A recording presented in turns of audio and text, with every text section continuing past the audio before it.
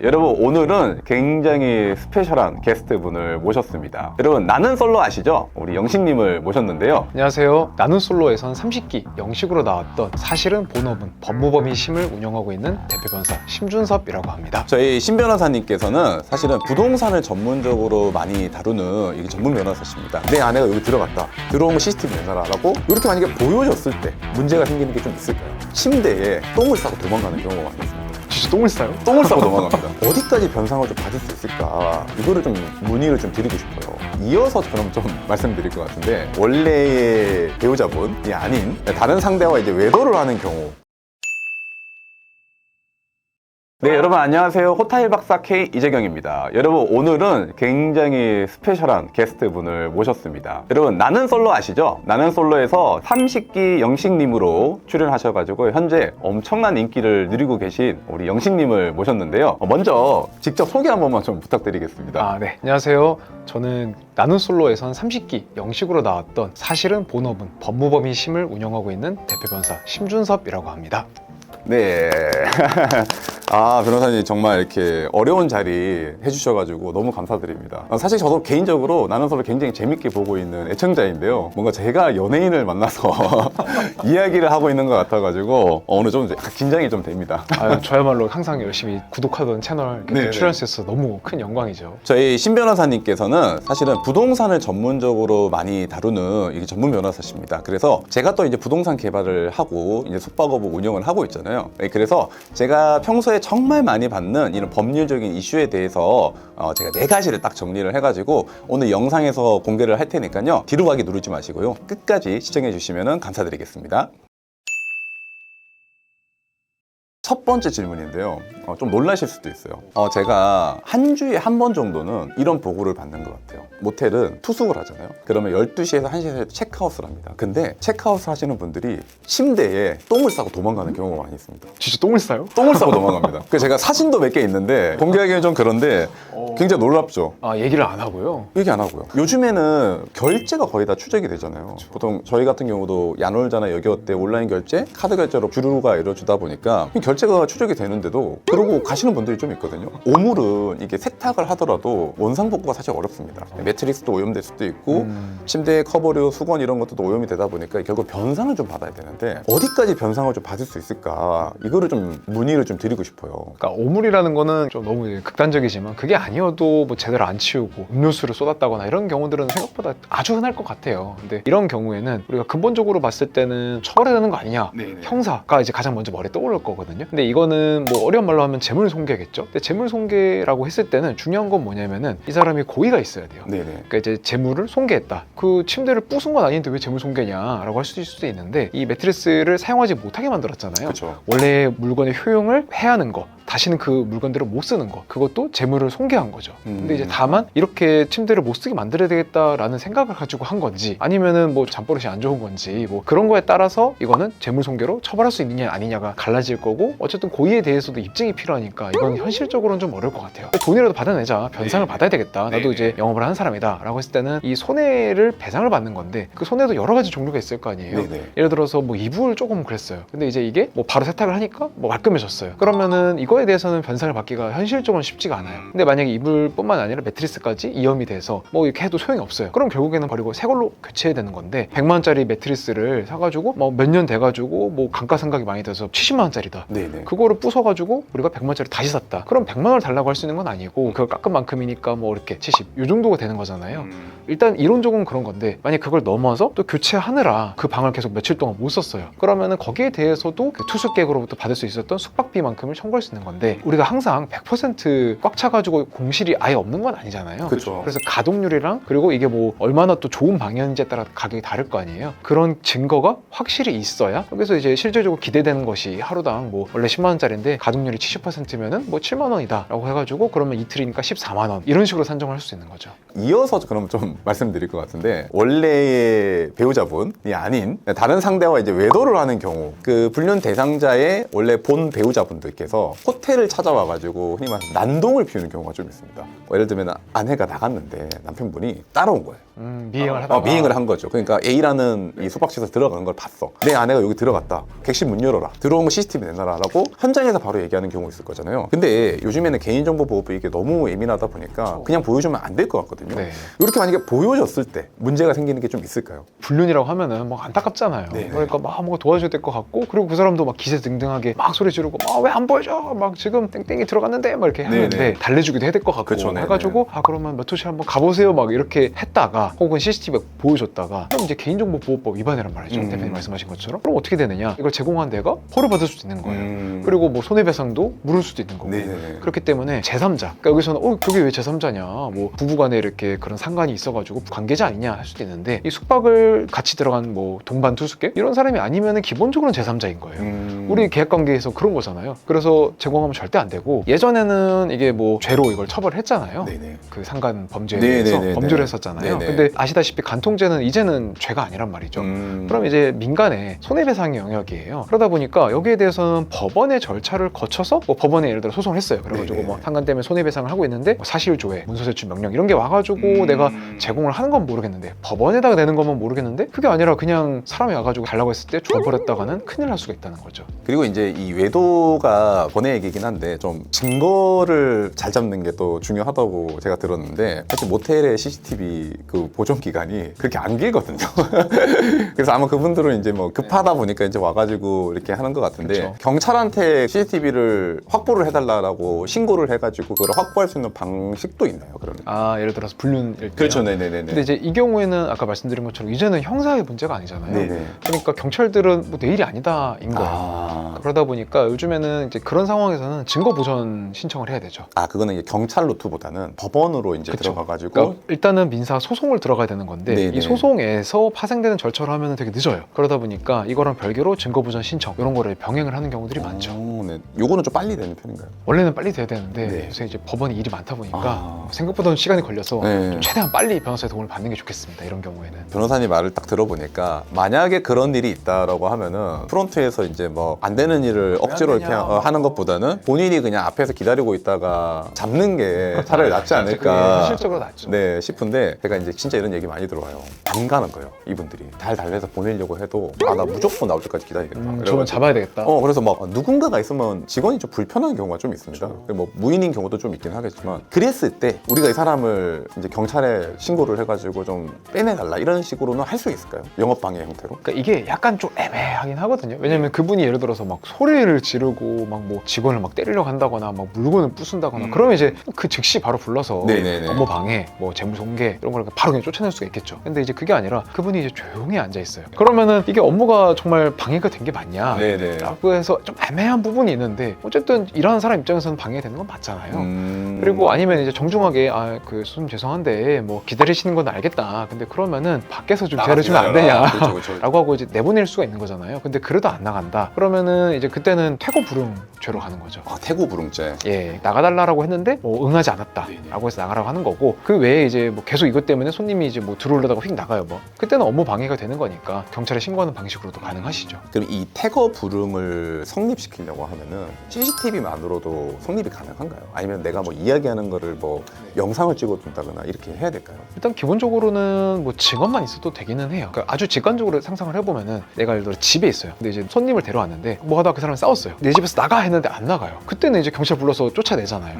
그때 경찰이 증거가 있나요? 그러면 어쨌든 집주인이 내가 나가라고 했는데 안 나간 거니까 내가 증언을 하잖아요. 그것만으로도 성립할 수가 있죠. 그렇군요. 그리고 제가 세 번째로 운영하다 보면은 이런 배상 요청을 하는 경우가 굉장히 많이 있어요. 객실 내부는 사실 아무도 볼 수가 없잖아요. 그 사람 외에는, 일행 외에는 아무도 못 보는데, 객실에서 넘어졌대요, 자기가. 넘어져서 다쳤대. 그래서 돈을 달라고 하거든요. 예를 들면은 욕실에서 미끄러워가지고 넘어질 수도 있는 거고, 뭐 바닥에서 뭐에 걸려가지고 넘어질 수도 있는 건데, 근데 이게 저는 그냥 딱 들었을 때 개인의 부주이지 않나라는 생각도 좀 들기는 하거든요. 근데 이거를 이제 돈을 달라고 하다 보면은 사실 좀 머리가 많이 아파요. 이게 막 찾아와서 행패 부리는 경우도 좀 있고 하다 보니까 대부분 사장님들이 얼마 지어줘 그냥 보내는 형태가 좀 관례처럼 좀 있더라고요. 제 생각에 그거를 좀 악용하시는 분들도 분명히 있지 않을까라는 생각이 들거든요. 근데 만약에 객실에서 손님이 넘어져가지고 돈 줘라고 하게 되면은 어떻게 좀 대응을 하는 게 제일 베스트일까요? 그러니까 현실적으로는 말씀하신 것처럼 적정한 선에서 합의를 하는 게 나을 거예요. 제가 이렇게 말씀드리는 이유는 이게 만약에 그 사람이 이거를 뭐 어디 인터넷에다가 올려요. 그쵸, 네.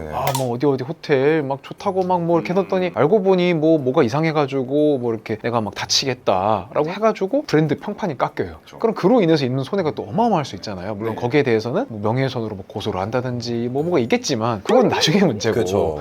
예, 그러다 보니까 그런 사태가 안 번지게, 그리고 또 소송을 만약에 그쪽에서 건다고 치면은 그러면은 그거 대응하는 것도 또 리소스가 어마어마하잖아요. 네네네. 그래서 현실적으로는 적정한 선에서 그냥 치료비 뭐 그리고 위로금 뭐 드리고 이런 식으로 많이 하긴 하는데, 그런 걸 떠나서 원리 원칙대로만 본다고 한다면은 그러면은 과연 우리 이제 모텔 측만의 문제인 건지 아니면 그 사람의 부주의인지 이런 것들을 엄밀히 좀 따져야 되는 부분이 있어요. 네. 근데 중요한 건 뭐냐면은 우리가 이제 숙박업을 운영을 하는 사람 입장에서는 뭐 어려운 말로 하면은 뭐 안전 배려 의무라고도 할 수 있는 건데, 왜냐면은 이제 숙박업 계약이잖아요. 그러면은 그 안에 내부로 우리가 항상 모니터링 할 수는 없지만 뭐 이 사람이 뭐 일반적으로 사용을 했을 때 안 다쳐야 되는 거는 당연한 거잖아요. 우리 상식선에서. 네네. 그래서 이런 부분에서는 통상에 사용을 했을 때 다치지 않도록 뭐 시설을 관리해야 될 책임이 있는 거예요. 그리고 또 이제 이 건물의 소유주 혹은 뭐 임차를 해서 우리가 운영을 한다 했을 때도 그 공정몰이를 하거든요. 이제 이런 시설이나 이런 것에 주의 관리 의무가 있어가지고 이 이용하는 사람이 통상적인 사용을 했는데 그러면 안 다쳤을 게 분명한데 다쳤다.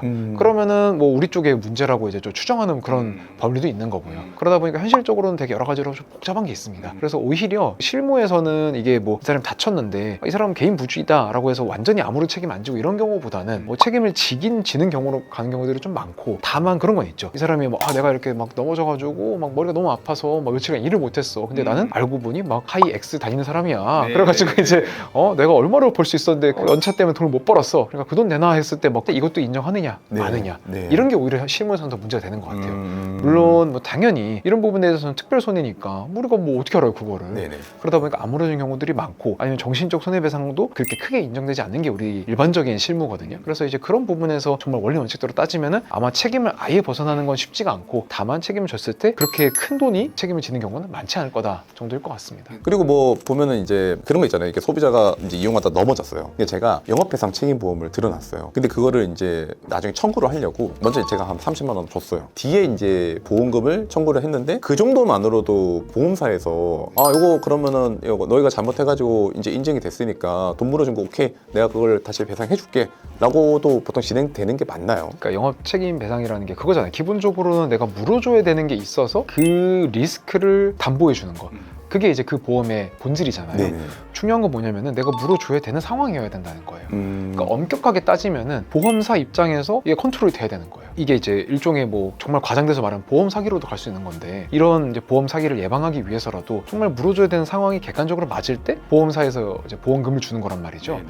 근데 이제 실무상으로는 뭐 이제 이걸 가지고 막 그렇다고 소송하고 해가지고 뭐 150만 원 물어내라 판결 나왔어요라고 해가지고 갖고 오는 경우까지는 별로 안 가니까 네네. 뭐 적정한 선에서 끝나는 경우가 많지만, 어쨌든 기본적으로 이 내가 물어준다 하더라도 보험사 그 담당 직원과 컨택을 좀 해가지고 어느 정도 윤곽을 잡고 하시는 거를 전 추천을 드려요. 왜냐면 안 그랬다가는 그냥 임의로 한 거 아니냐, 정말 너가 물어줘야 되는 게 맞긴 맞냐 라고 나오면 그때부터는 되게 피곤해지는 거거든요. 결국엔 보험사가 내가 배상 책임 보험을 들었다고 한들 보험사가 봤을 때 조금 인정이 안 된다 네. 라고 하면 그거는 지급될 가능성이 높지 않다라는 지급 거네요. 거절이 될 수도 있는 거죠. 누군가가 이렇게 좀 임의로 짜가지고 그걸 좀 악용할 수 있는 사례도 있겠다라는 생각도 좀 들긴 하네요. 그렇게 보니까. 그리고 이제 마지막인데요. 이게 진짜 거의 제 느낌에는 한 달에 2번 정도에 발생하는 이벤트고, 저도 여기에 엄청 예민합니다. 바로 미성년자가 신분증을 속이고 숙박시설에서 이용하는 거예요. 술집도 보면은 뭐 청소년들이 이제 신분증 위조해가지고 술 먹다가 일부러 신고해가지고 그냥 돈을 뜯으려고 하는 이런 것도 좀 있고, 숙박시설도 똑같아요. 일부러 약간 좀 그렇게 해가지고 다시 호텔에 와가지고 돈을 청구하는 분들이 굉장히 많이 있거든요. 업주 입장에서 억울한 억울한 거죠. 나는 확인을 했는데 신분증이 위조지 않냐. 근데 왜 나한테 그 행정처분이나 그 형사 책임을 씌우느냐라고 사람들이 많이 억울해 하시거든요. 요거는 좀 어떻게 조금 저희가 좀 해석을 하고 좀 대응을 할 수 있을까요? 그러니까 일단 이것도 결국에는 우리 법이라는 게 뭐 아닌 경우도 있지만 대부분은 우리의 상식의 테두리에서 있는 거거든요. 네.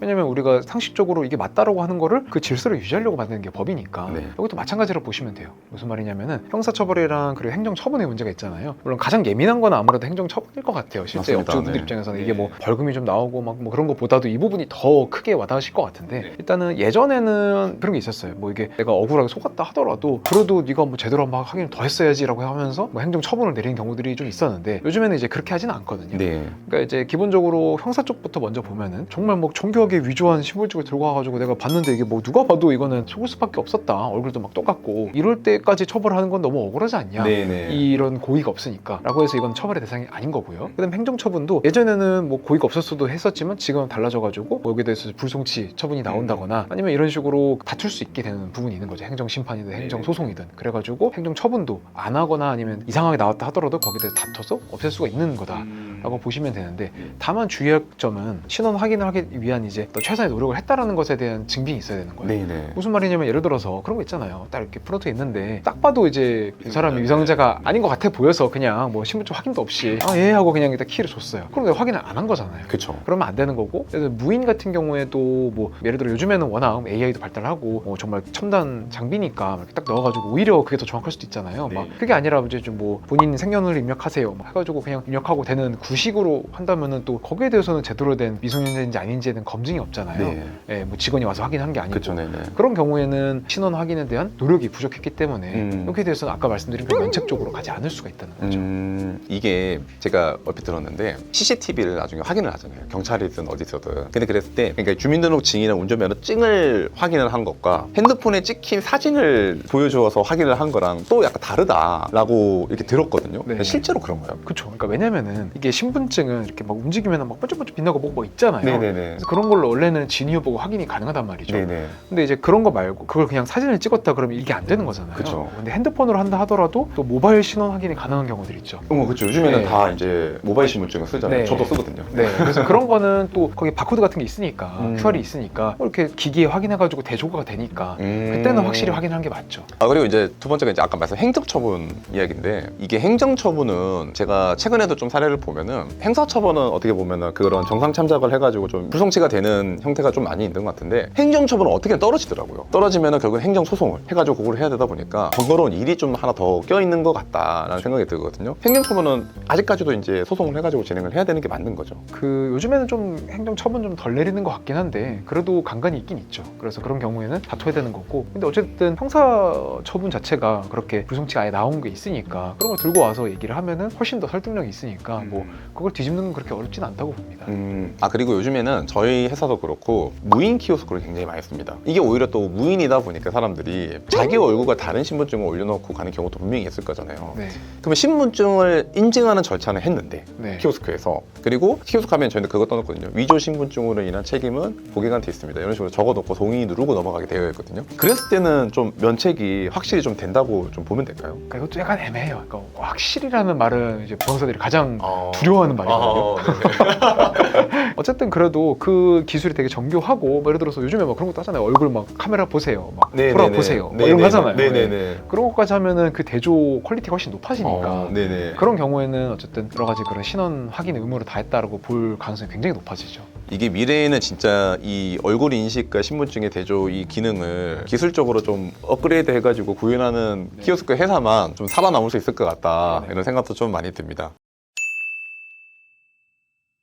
변호사님, 제가 오늘 평상시에 진짜 실무적으로 많이 겪는 일이거든요. 근데 오늘 정말 속 시원하게 답변을 해주셔가지고 아마 저도 그렇고 구독자분들도 아주 되게 만족한 정보를 얻고 가지 않을까 생각을 합니다. 그런데 오늘 힘들게 오셨으니까 제가 번외로도 하나 준비를 했습니다. 저는 또 개발자이기 때문에 부동산을 살 때, 그러니까 매매 계약을 할 때 발생할 수 있는 분쟁에 대한 요소가 또 있습니다. 네, 그거 진짜 저는 많이 검토를 하거든요. 그래서 우리 또 전문이시잖아요. 부동산 관련된 전문이시니까 제가 요거에 대한 질문을 조금만 더 드리고 싶은데 혹시 가능할까요? 뒤에 다 빼놨습니다. 아, 좋습니다. 네. 그러면 저희 오늘 운용자 입장에서 필요한 이제 법률 정보를 오늘 변호사님께 여쭤보고 답변을 받았는데요. 숙박 부동산을 매매하실 때 반드시 알아야 되는 이 법률적인 상식들, 계약서에 반드시 반영되어야 되는 특약 내용에 대해서 우리 변호사님과 함께 이야기 나눠보는 시간 추가로 가져보도록 하겠습니다. 네, 오늘도 긴 영상 시청해주셔서 감사드리고요. 여러분 바로 2편에서 뵙도록 하겠습니다. 감사합니다. 감사합니다.